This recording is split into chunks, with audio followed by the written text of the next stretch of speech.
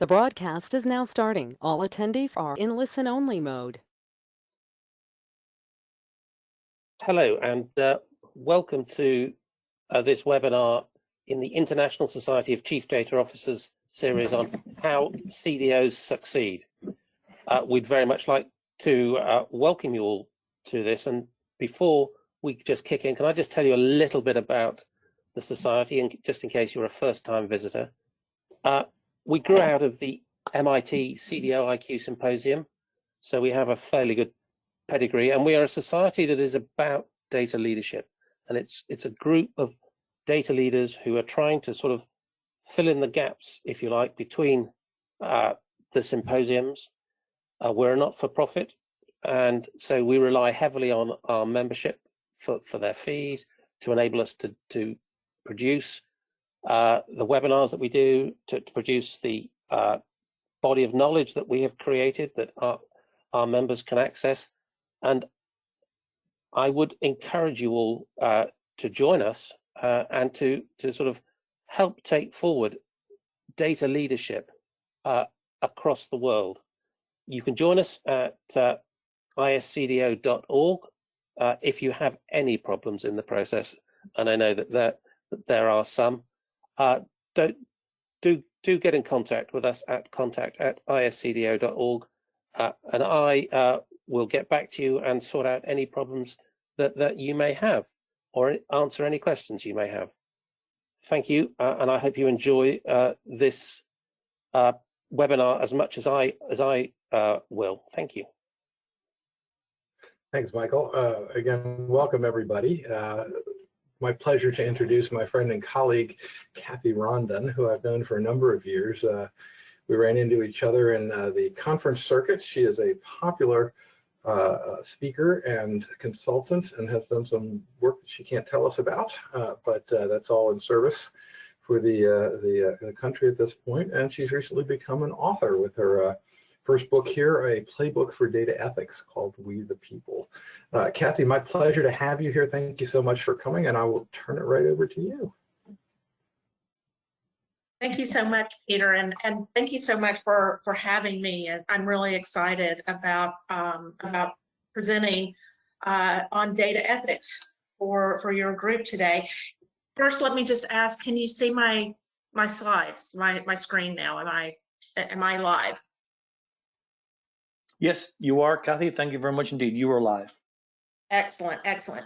Well, let me first just start by saying that data ethics is a topic that I am really passionate about. And as Peter mentioned, back in October, I published my first book on data ethics. And this presentation really is based on the research that I did for that book. I hope you find it to be a stimulating topic and that it generates some discussion. I am a very informal presenter, so feel free to ask your at any time using the chat feature. I like to be interrupted with questions. I like this to be an ongoing conversation, and so we'll take questions as they come. So just fire them off as they come to you. And Peter will be monitoring the chat feature for us, and I'll be taking a look as well. So let's just get started. First, let's talk about what I wanted to do first is talk mostly about what data ethics, what is the definition of data ethics? And if you do a Google search on data ethics, you're going to come up with all kinds of different definitions. There's a definition that is, that's basically encompassing the moral obligations of gathering, protecting, and using personally identifiable information and how it affects individuals. This particular definition I actually find to be too narrow because it focuses only on PII. And as we're going to talk about as we go through this presentation, data ethics is about more than just protecting personally identifiable information. So I think that's probably too narrow of a definition.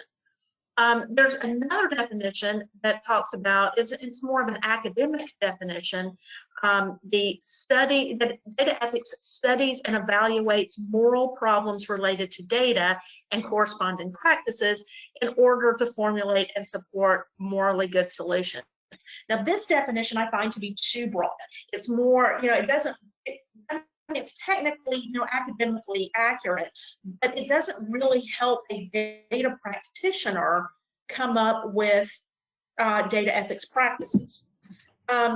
Another is a branch of ethics that evaluates data practices with the potential to adversely impact data and society. And this is the definition that I really like better than the others, because you look at the potential of your data practices to adversely impact either individuals or a group of individuals or society as a whole. And so this is kind of the working definition that I arrived at when I started looking at writing the book on data ethics. So when we talk about data ethics and we talk about what is ethical, one of the things that sort of led me to this topic and this discipline is that I was working in data governance at the time, and for many years I worked in data governance, and there was a lot of excitement about the potential of data-driven decision-making to an AI and machine learning to make us more productive and make things more efficient. And there was a lot of excitement about what you could do with data. And there was very little focus on what you should do with data. For a government entity, and this when I wrote the book on data ethics in a democratic society, I looked at both government and non-governmental entities in a democratic environment. For government entities, the intent of ethical data practices should be to actively advance an identifiable and articulated public good.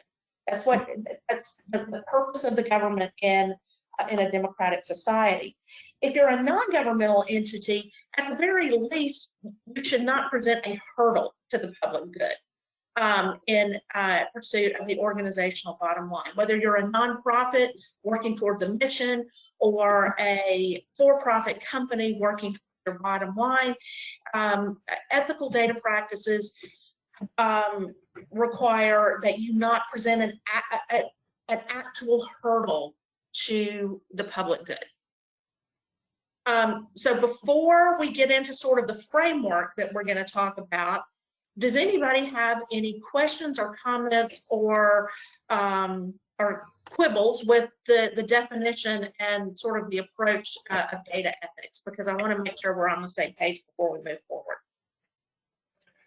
Don't have anything in the question queue right at the moment, Kathy, but it may be that some are on mobile devices and things and having a little trouble with it. So. Okay. All right. Well, I'll just keep going, and we can come back to questions if there are any. Okay.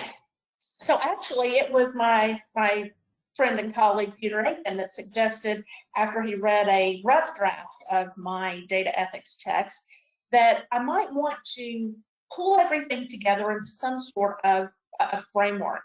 And I took that to heart and really kind of focused on, out of all of the research that I had done and all of the case studies that I had looked at, were there some overarching dimensions of data ethics in a democratic society that we could put forward? And I came up with 5.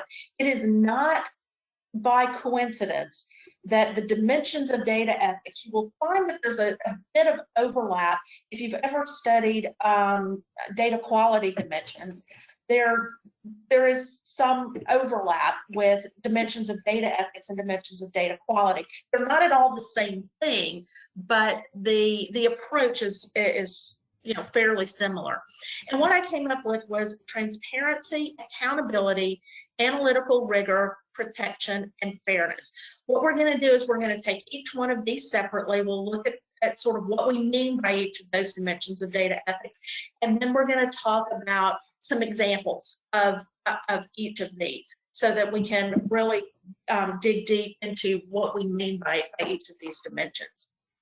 So transparency is the characteristic of an organization or program, in ethical terms, that makes available for public review and comment as much data as possible, including, at the very least, the data that is required for reasonable people to make an informed decision about policies and practices that impact them and impact society as a whole. This is sort of based on the assumption that in a democratic society, things work best when people are able to make informed decisions of what and act in their own self-interest. A lack of transparency, a lack of an ability to understand what data and what information went into making policies and making rules and making laws and making regulations and company policies. If you don't know what data has been used, then it is impossible to make an informed decision about your self-interest. So transparency is an ethical dimension in data ethics practice in a democratic society. In terms of accountability,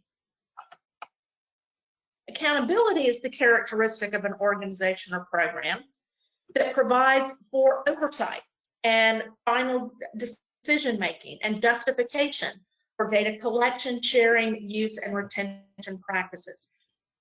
Somebody or some entity has to be accountable for the practices of an organization when it comes to data. When people start pointing at one another and there is no accountability, then ethical missteps tend to occur.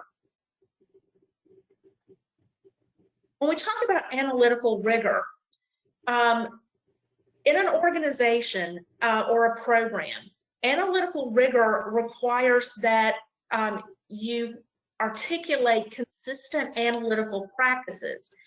You have to be able to review data and data results for bias. You have to be able to provide caveats and explanations of data anomalies, gaps, to ensure that consumers of your analysis or your derived data products can place those results in the appropriate context. So it really is required that you don't just take data, put it into Tableau, and then take whatever the tool spits out and put it into your report or your presentation and say, make a decision based on this. If you cannot answer questions about how you arrived at those results, whether or not the data had any kind of anomalies or bias to it, and if there was suggested bias, what you did to mitigate that, then you're not making the grade when it comes to analytical rigor. This does require a certain amount of training in analytical tradecraft for people in your organization. If you don't have an analytical standards and an analytical training program for people that are doing data analysis in your organization, then you may have an ethical issue, or an ethical issue may come up. Protection is the one that most people, when they think of data ethics, is what they think about. They think about protecting PII. And if I protect PII, then I'm okay, I'm good, I have an ethical data practice. Well, as we're going to see, that's not sufficient. It is not even sufficient in terms of protection, because protection is not just the protection from a cyber standpoint of personally identifiable information, access controls and firewalls and things like that, and anonymization of the data. It's also the protection of the actual subjects about which the data is collected. So data, we can't forget that PII data is about an actual person. So so you don't get to just protect your data and not protect the people that it's about. And we're going to talk about that in terms of like informed consent being an ethical data practice when we get to the examples that we talk about. And I'm just going to give you fair warning that each time I talk about an example, I'm going to ask the people in the audience to also come up with examples of their own to share if you so choose, because I really think that examples are important to how we develop a data ethics practice. And then finally, fairness. Fairness is the characteristic of your organization or program that allows for multiple perspectives to be considered. Who has a seat at the table and whose voice is heard in not just the use of data, but also the collection, the sharing, and the retention of use of data, and particularly when it comes to downstream reuses of data for which the data was not originally collected. The reuse of data is something that data governance programs really focus on a lot these days, that you don't want to duplicate effort and you want to be able to reuse data. But when you reuse data, you have to make sure that it is appropriate for your research question, and that the data may not have been biased for the original research question for which it was collected, but if you use it for another use, you may introduce bias into your results because the data was not collected for that purpose, and it may not be a complete data set for the purpose, the downstream purpose or reuse that you're using it for. So fairness requires not just the consideration of downstream uses, but it requires different perspectives to be taken into consideration. And I have a really great example of fairness in terms of data, that is how data is used in a decision-making process, and how when only a single perspective is considered, things don't turn out as fair as you think they might.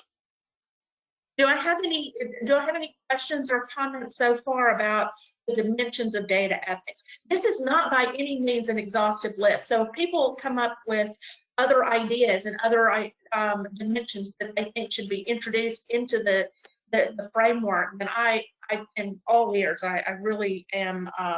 You know, this is the beginning of a conversation, not the end of it. So does anybody have any thoughts or comments they'd like to share?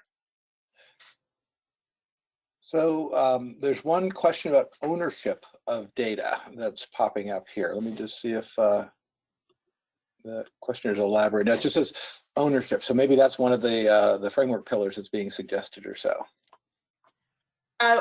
Ownership being one of the dimensions of data. I would fold that into accountability. So yeah, I think that ownership is an issue that needs to be considered in data ethics practices. I would consider that part of the accountability discussion.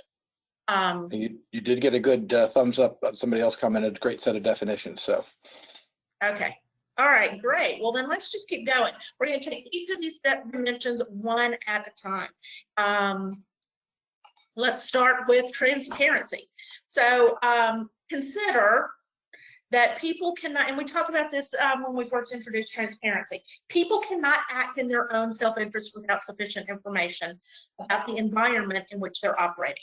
So in a democratic society, there are ethical issues with limiting transparency on the collection, sharing, use, and retention, both among public sector and private sector organizations.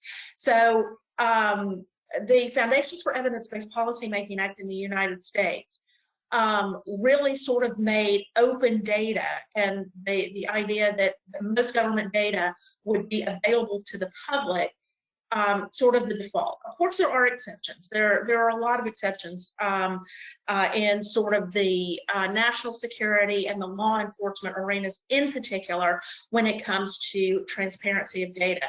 There's also there are some limitations on data transparency when it comes to proprietary data, but it is my personal belief that this proprietary data for commercial uses is becoming, is overused, and it's becoming a problem. And we'll talk about some examples of when that becomes a problem, particularly when you have AI and you don't have any transparency into that's being used for public policy, but you have no transparency or visibility into the data that trained that algorithm. That can become, you can really have some issues with undermining democracy if you have no transparency into how those decisions are being made.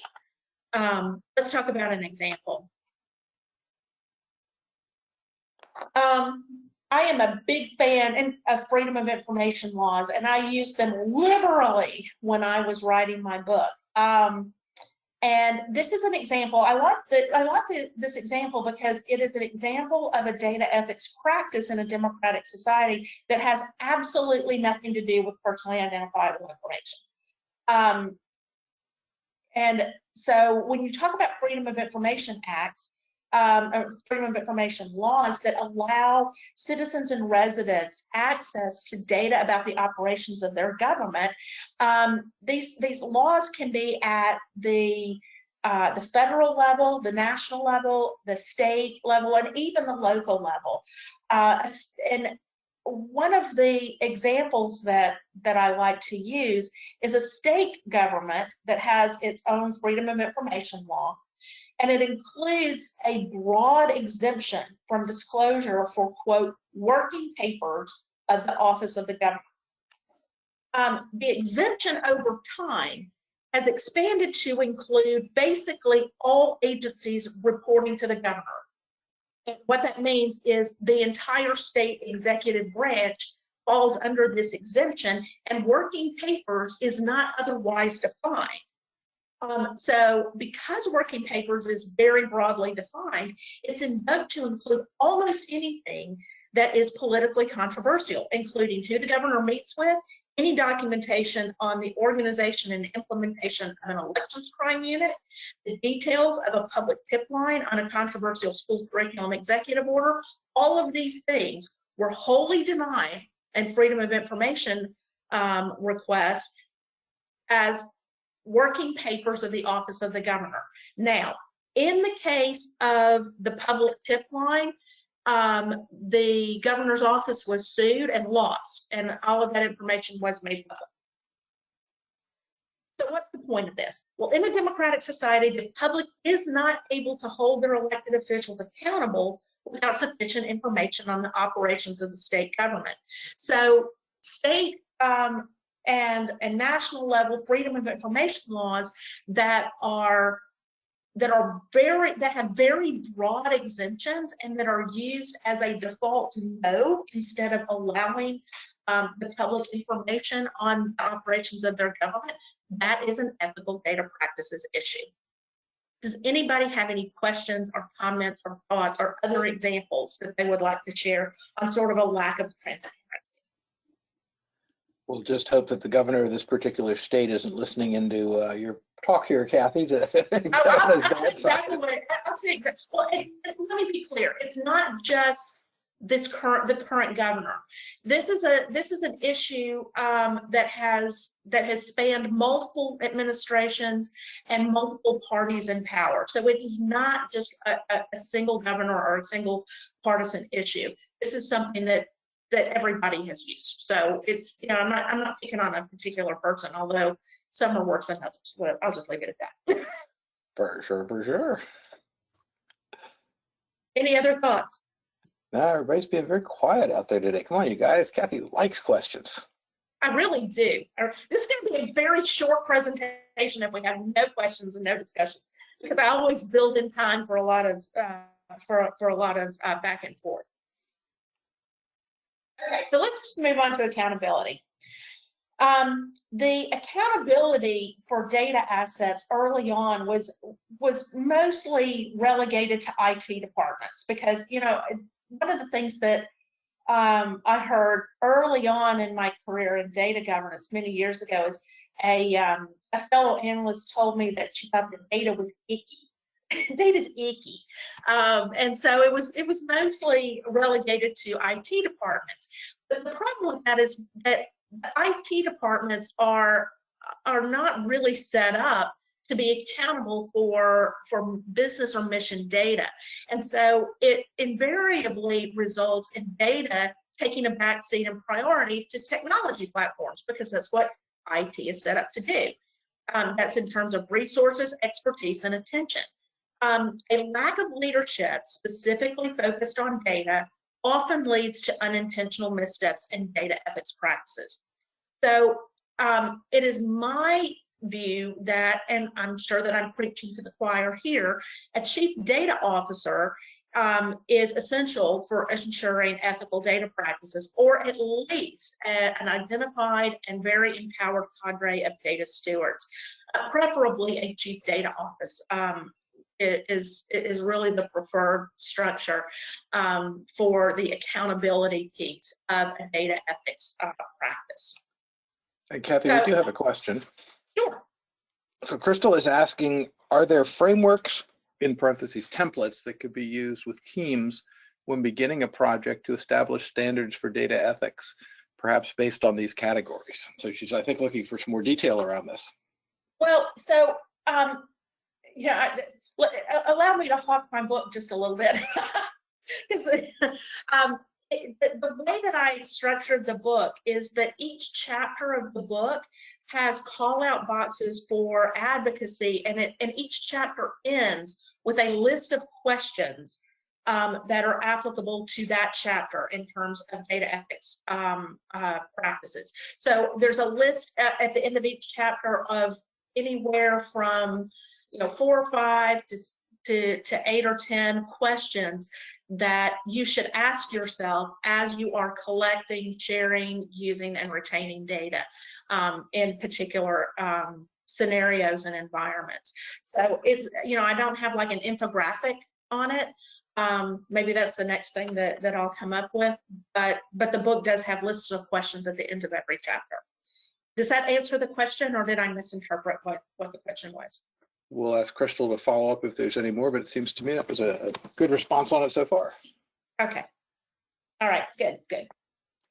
Okay, so let me, I'm cognizant of the fact that I don't want to use this presentation, and I didn't want to use the book to just call out mistakes. There are more than enough mistakes to go around, but there are also some real success stories, and I want to highlight one right now because there is an example, a specific example of when accountability worked. A state government created its chief data officer position in a state law. As part of that same law, it assigned to the CDO its first pilot project. So it said, we're creating the CDO, and this is the first project we want you to focus on in that same piece of legislation. The state had seen little positive impact from efforts to aggregate data from various agencies to address the opioid crisis. So this project was on the opioid crisis, and they had tried to bring data together before in sort of like siloed areas, and it just wasn't working very well, and they couldn't figure out how. None of the agencies were trusting the others to share their data and use their data appropriately. So the whole effort had kind of stymied, and the opioid crisis was really having a detrimental effect on the health and wellness of not only individual families, but on whole communities in the state.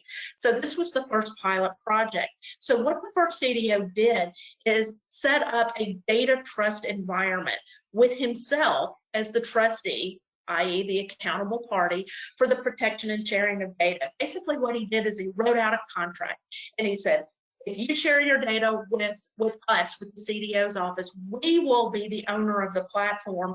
We will be accountable for making sure that data is appropriately protected and anonymized and shared. And we will do the accounting and the audit of the data as trustee of the data trust environment.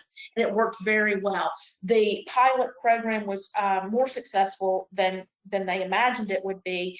And over the next few years, the state's data trust environment grew significantly and formed the basis of data-driven decision-making to address the pandemic, efforts to improve water quality, and efforts to increase workforce participation. It has really grown very, very well, and there's no real distrust among the state agencies. This has just become the way that things are done, but it required that single accountable party in the person of the chief data officer to make it work.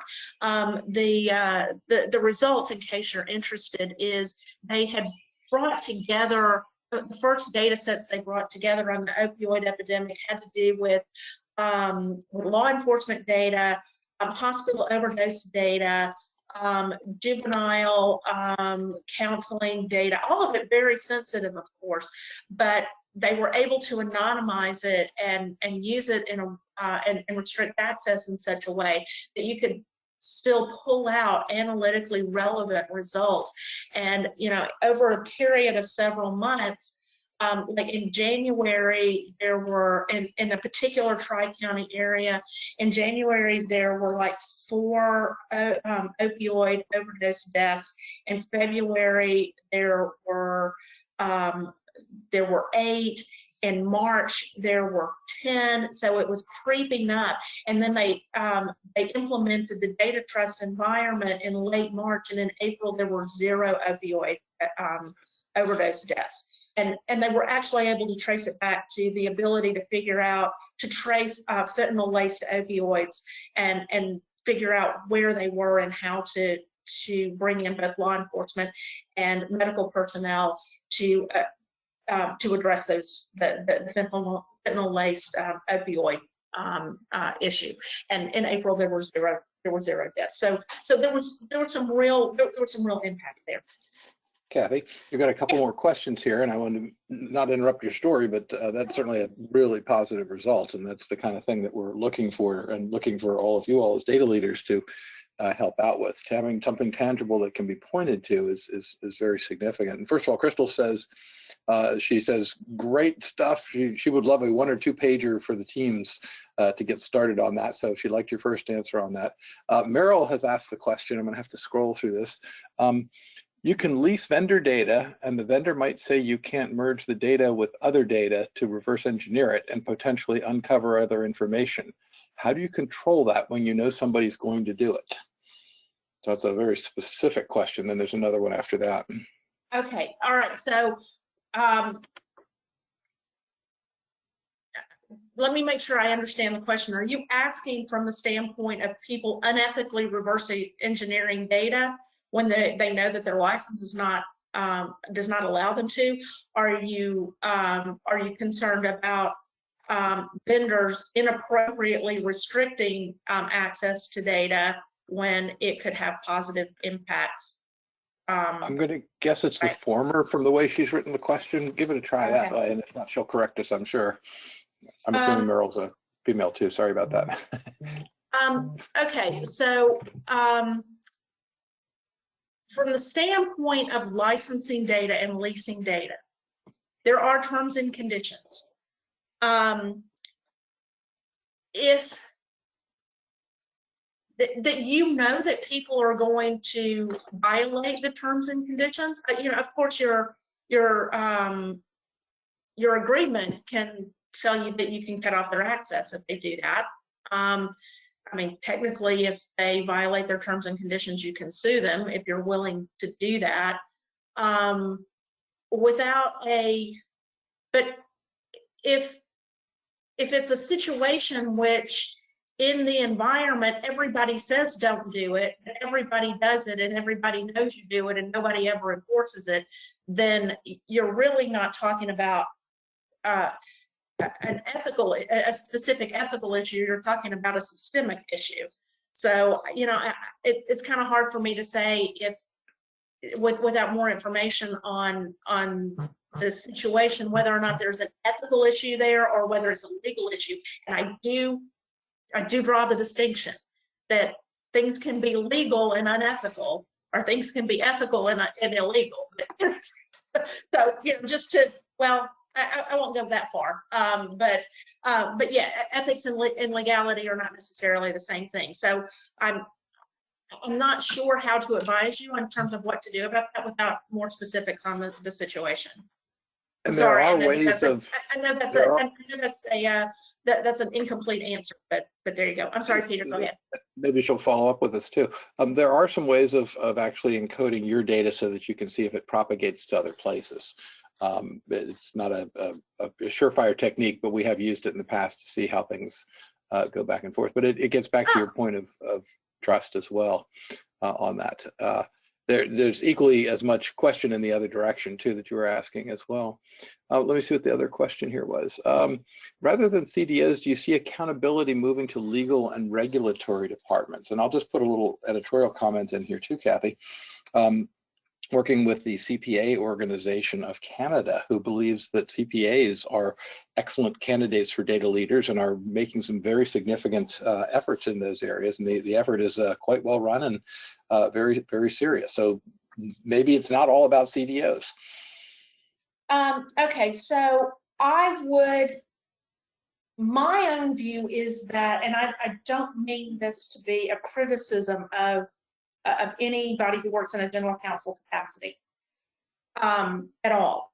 But I do not think that attorneys, general counsel is the best accountable party for the data of the organization, and this is necessarily. I mean, I can come up with exceptions, but and this is why.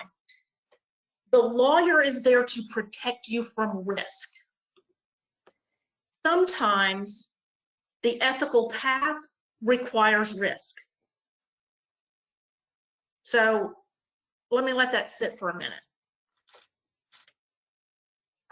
It is not necessarily the right answer to do the bare minimum that the law requires. That is not always the ethical answer. So does that make sense? And does anybody want to take issue with that? Because I'm willing to be challenged on that. Yeah, and even though we are talking about data leadership in general, somebody's got to do it. So the first question is making everybody aware that somebody has to step up, and actually who that's going to be could be a TBD. I think right at the moment we've got 1/3 of CDOs reporting into chief executive officers directly, 1/3 of them reporting back into CIOs, sort of the traditional route, and 1/3 of them reporting into a combination of chief risk and finance officers. Right. Yep, so absolutely. Translating in there as well. Yeah, and you know, when Dataversity does their data governance and data management survey every year, that's usually how it breaks out. Is that there are, and it almost breaks out differently depending on industry, in terms of whether the CDO, if there is a CDO, reports to the CEO/COO of an organization, the CIO, or the chief finance and regulatory office. You still have questions, Kathy. I want to make sure you're able to get through, but do you want me to pick another one off? Sure. Okay, just a shout out to, hey Maria, she said she loves the idea of data trust. Sounds like a good concept to her. Will is asking, do you know of a thoughtful examination between the balance between diversity, equity, inclusion, and individual privacy? We often are asked for race and ethnicity data about our customers in order to see whether our results are racially biased. Okay, I'm going to ask if we can hold that question, because as we get through some of the other parts of the framework, I think it's going to be more relevant. So remind me of that question as we go on. I will. Okay. All right. Let's talk about analytical rigor. Analytical tools and algorithms are almost always imperfect in some way, and they require questioning and interpretation to provide a reliable basis for decision making. So anyone presenting analytical results should be able to explain in layman's terms the underlying data used, any gaps or biases in the data, and any caveats to the reliability of those results. So it's not enough to be able to just know the technology of your tools. You need to be able to explain how you got to that, to the point that you got in your analytical results. Parts are not enough. Let's talk about some questionable analytical results. Everybody knows, almost everybody knows, at least in the United States and probably in some of the other countries that we have represented, the U.S. News and World Report College Rankings Guide. It's arguably one of the most influential rankings in the United States of colleges, although there are several colleges just in the past year or so, particularly law schools, that have completely opted out of the U.S. News and World Report college rankings. And this example I got from Kathy O'Neill's Weapons of Math Destruction. If you haven't read that book, I highly recommend it. It's fantastic. The data-driven ranking made its debut in 1988 and has led to, quote, data-driven decision-making at college campuses as these colleges try to increase their standing to reflect criteria that show by proxy the quality of the school's educational outcomes. So it includes things like how many students do you graduate in 4 years? How many students graduate within 6 years? How many PhDs do you have on staff? There are a whole list of sort of proxy data sets that are assumed to show the quality of the school's educational outcomes. Now, something you may not have known is that the developers of the US News algorithm elected to exclude specifically tuitions, fees, and student financing from their model. Why is that? Because if it was included, the rankings of schools that people expected to be at the top of the list, like Yale, Harvard, and Princeton, fell dramatically. And you've got schools like Harvey Mudd. Well, the thing is, when it first started, US News and World Report wanted people to believe their rankings were valid. And what people believed, so basically they tweaked the algorithm so it validated what people expected to see, Yale, Harvard, and Princeton, and then everybody else fell under that. But they specifically excluded tuition fees and student financing from their algorithm. If people had known that, then they may have thought differently. But it wasn't just the fact that people might have made different decisions. It created a pernicious incentive structure for colleges to act like Yale, Harvard, and Princeton. And most colleges don't have the kind of endowments that Yale, Harvard, and Princeton had. So where did that money come from? It came from increased tuition and fees. And Kathy O'Neill, in her book, argues that the explosion of tuition and fees in the 1990s was at least partially attributable to the US News and World Report College Rankings Guide. When you leave out, this is the ethical issue. The ethical issue is this: if you leave out relevant data to get expected results, particularly without explaining the omission, it leads to questionable results from a data ethics perspective. You cannot cherry pick your data and then present the results as if you used all of the available data and all of the relevant data. Does anybody have any questions? Yeah, absolutely. Yeah. How can organizations ensure that they're complying with data protection laws and regulations when used to collect and analyze data? Okay, this is a moving target because laws and regulations change a lot. So this is why you need a data governance and a data ethics program, not a project, because it is ongoing. Things do change. And you need to have that accountable party for ensuring compliance. That's why on your data governance council, if you have a data governance council, if your organization is big enough to have one, even if your chief legal officer or your general counsel is not the accountable party, the legal and regulatory people should be at the data governance at the data governance council table. It's very important that be part of the conversation, and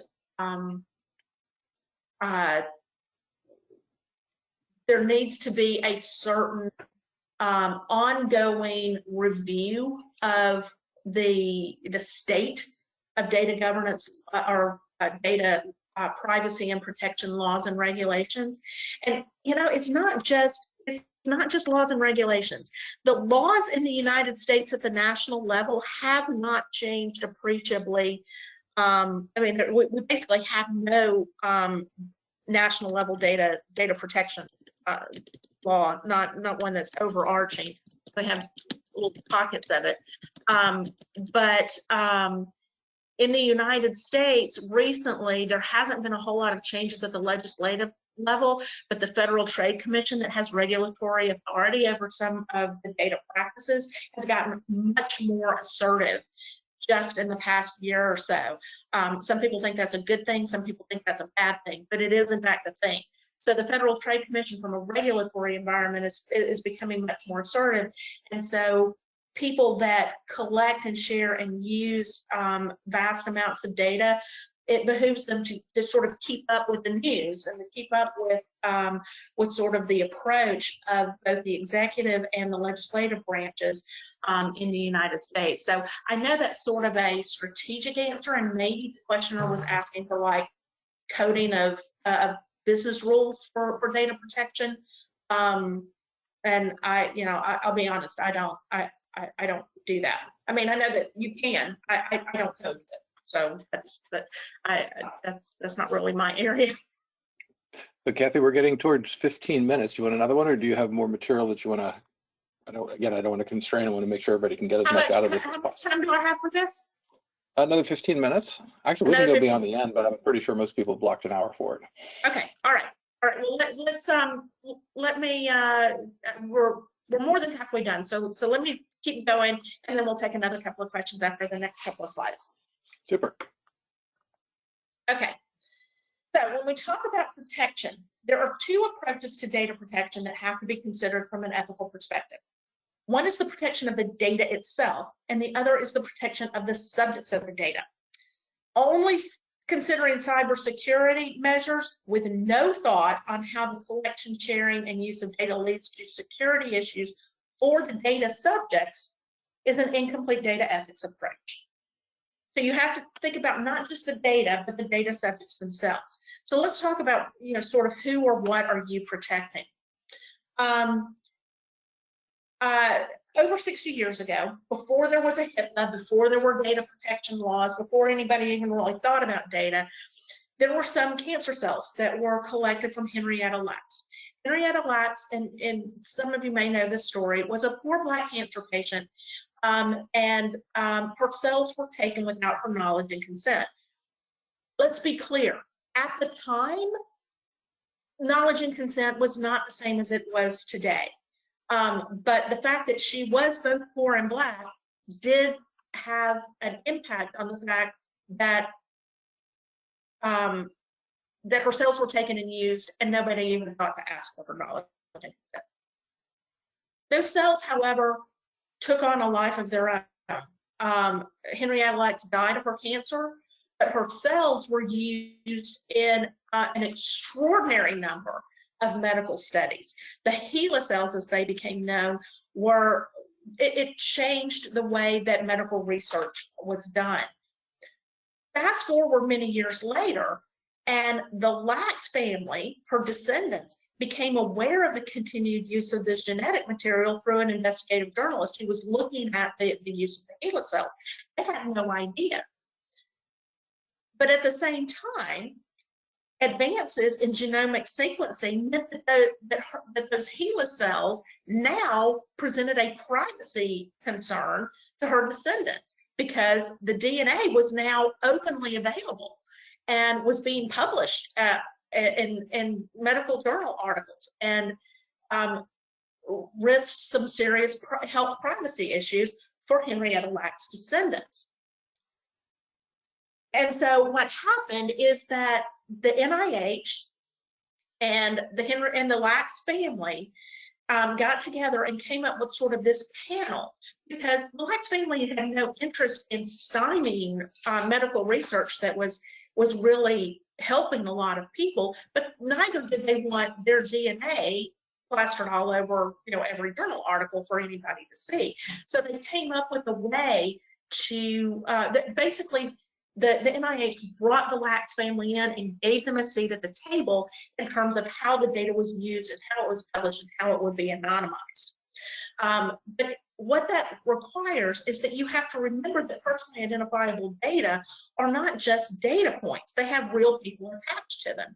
And so protecting the data in your system, but not considering how you're using it in a way that impacts the data subjects, is an incomplete data ethics practice. I'm not saying that people are intentionally being unethical. It's that a lack of consideration of all of the issues sometimes leads to unintentional missteps and incomplete ethics practices. Okay, so Peter, let me take another couple of questions before we go on to the last picture. First of all, just a clarification question. Jeff wanted to know, was it legislation or an executive order that created the data trust? It was neither.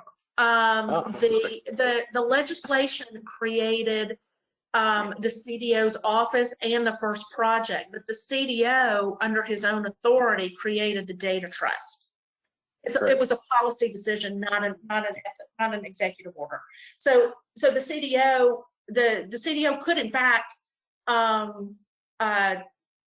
decommission the data trust if he wanted to, and further future ones could as well. But I don't see why they would. It's going very, very well. Super. Next question. This may be out of context, but somebody's asking, how are you reporting on DEI when there's a large unknown because many people are choosing not to answer those questions?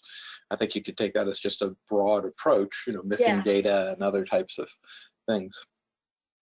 Yeah, and that goes back to the other question about, read me Meryl's question. What was it, Meryl, that had the question about DEI? It was. What was it? Read that question again to me. Oh, let me go back up to Meryl's question there. She also says, just because you can doesn't mean you should, which I think we all agree with there for sure. Meryl's question was about the vendor data and the reverse engineering. Oh, no. There was another question about DEI. Yeah, somebody else had done that. I don't have a good interface here, so let's move on to another question, and I'll look for that other one and see if we can come back to it. Yeah, let's come back to it, because when we get to fairness, I think that we're really going to. I think a lot of DEI issues are going to sort of be at issue when we get to the fairness piece. So, so you know what? Let's go on to another question and come back to the DEI when we talk about fairness. Super. Maybe one of my colleagues can search it out while I'm doing this. Another question here. This is on the analytical rigor that if you need it. How can organizations ensure that their ethics programs are not amplifying biases or prejudice that may already exist in the data? Okay, so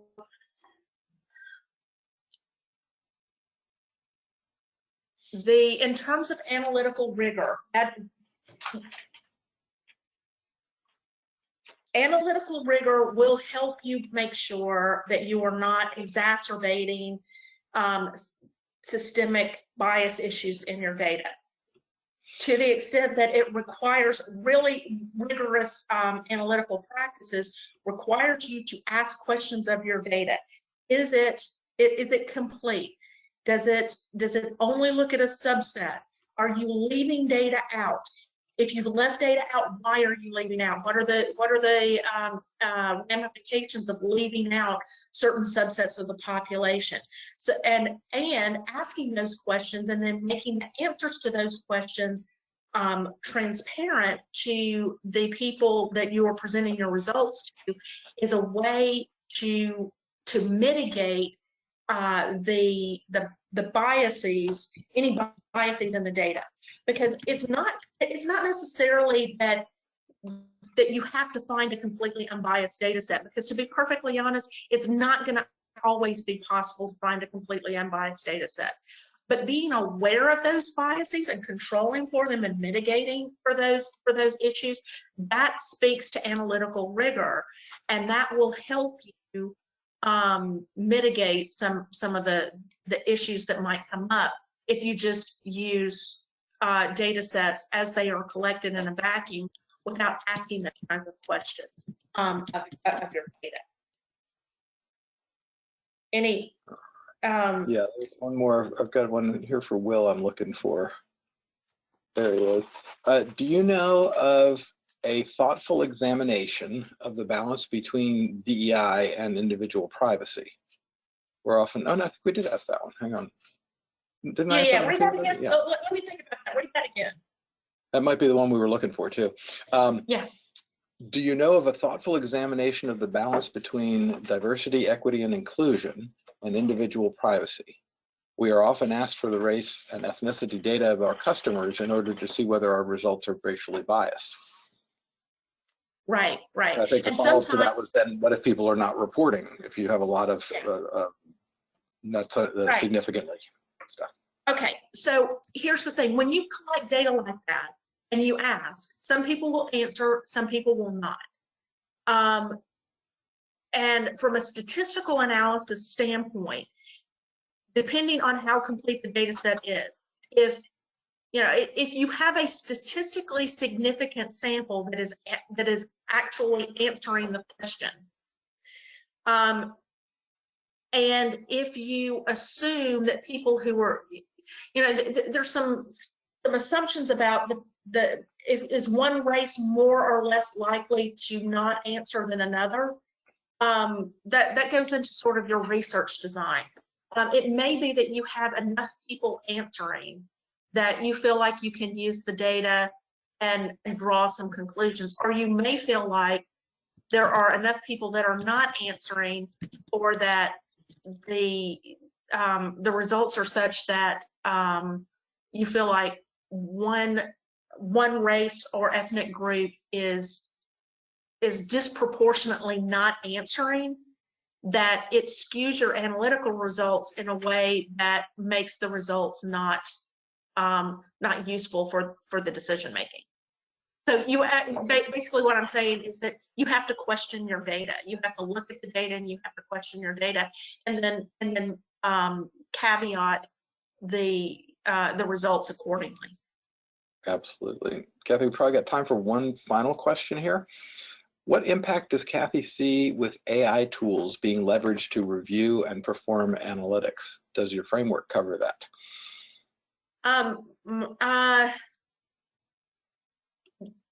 If I answer that question too long, am I not going to be able to go through fairness? I don't have any intention of cutting you off. I can't speak to that. Let's come back to that, and let me just go through the last couple of slides, because I only have 2 left, and then I'll see if I can't answer the AI question. So this is important. Many missteps in ethical data practices occur unintentionally when diverse perspectives are not considered. And this is where we get into some of that DEI in terms of people that are either at the table or data is being collected about them. The dominant perspective, and this is not to say that the ethical missteps are intentional. It's just that the dominant perspective seems to assume that its perspective is universally applicable. That's why the collection, sharing, use, and retention decisions on data should explicitly incorporate a wide range of voices in determining practices and policies. And here is my example on that. In most building codes for public buildings in the United States, there is a requirement for equal 50-50 floor space for men's and women's restrooms. And I know you know where I'm going with this. 50-50 seems fair, right? In reality, restroom floor space in public buildings is not used equally. Between urinals and stalls, men's restrooms can accommodate more concurrent users than women's restrooms. Also, women typically take roughly twice as long to use a restroom as men for a variety of different reasons. That's including that they are caregivers, they're 8 times more likely to suffer from UTIs. Roughly 1/4 of women of childbearing age will be having their period at any time. And I am going into this TMI information for a reason. It's because it's not considered. People don't want to talk about it. And as a result, if you don't include those diverse perspectives in the data collection and use decisions, you are leaving out relevant data simply because it does not occur to you from an individual perspective. And any woman that has ever, and I know that I am preaching to the choir here, any woman that's ever stood in line at a restroom at any public event knows what I'm talking about. So this is what I mean by fairness, is that you have to take into account differing perspectives, or the dominant perspective. Most of the people writing building codes are men. It's not that they intend to have women stand in line for the restroom. It's just that they don't consider that their perspective is not universally applicable to everyone.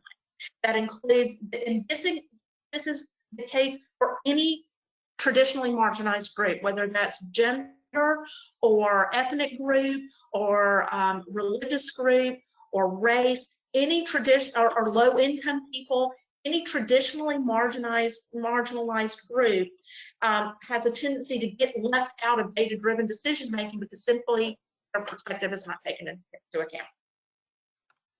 And that's the end of the presentation. So whatever questions are left and that I have time for, I will answer. In terms of AI, I am a big fan of making, particularly if governments, state, local, national governments are procuring AI. I think that the AI code and the data that it was being trained on needs to be made available to the government procurers. There are too many instances of things like AI being used for recidivism rates and sentencing guidelines and things like that, and nobody but the company has any insight into the data that it was trained on or how different data was weighted. And I think that that's anti-democratic. That's my opinion. It's a good soapbox to be on, Kathy. There's so many things that are happening in this area that people are unaware of. Again, you mentioned the sentencing guidelines. There's all sorts of ways that people think AI is this mystical powder that we can sprinkle on things and everything will be better. And as you noted, if it's not trained carefully, if the model doesn't incorporate certain aspects of the problem that were not considered in the first place, we're going to have some issues. So I want to thank everybody for such great questions in here. Kathy, I know, enjoys answering this, and Kathy, you're very happy to deal with people offline as well. You're not hard to find. And feel free to share my contact information, or I'm on LinkedIn. Anybody can send me a LinkedIn message. I'll be glad to answer the invitation. Absolutely. Again, good luck with the book, and we'll see you at the next set of conferences and things like that. But again, thanks for a great presentation, a great hour on this, and we will get the recordings done. It'll take us a day or two, but we'll put them out there on YouTube so that everybody can come back and review this in case they missed any of the bits and pieces. Kathy, thanks so much for spending some time with us today. Great. Thanks, Peter. I appreciate it. Thanks, everyone. Thanks, Kathy.